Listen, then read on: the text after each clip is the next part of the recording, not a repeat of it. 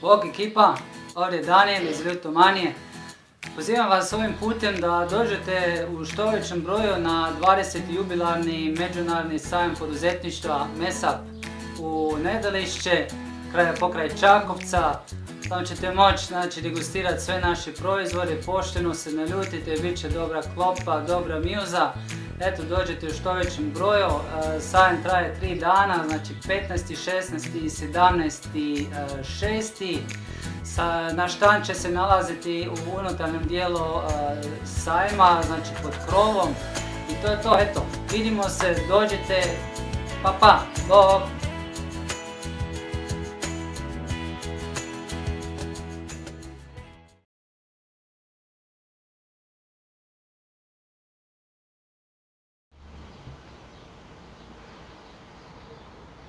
Bog ekipa, zovem se Daniel i pozivam vas ovim putem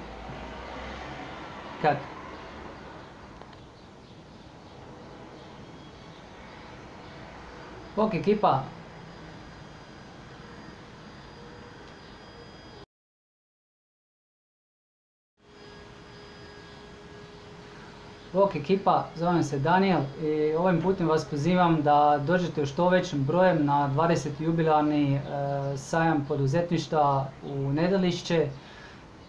To je pokraj Čakovca, ukratko MESAP. Prvi put smo na jednom sajmu, tako da bilo bi nam drago da dođete u što većem broju. Mislim da sam to već rekao. Odmah dođem, ok.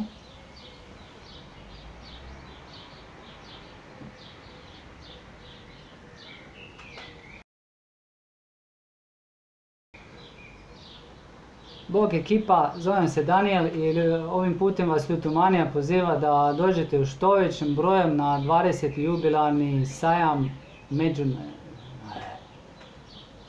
Zapušizit on.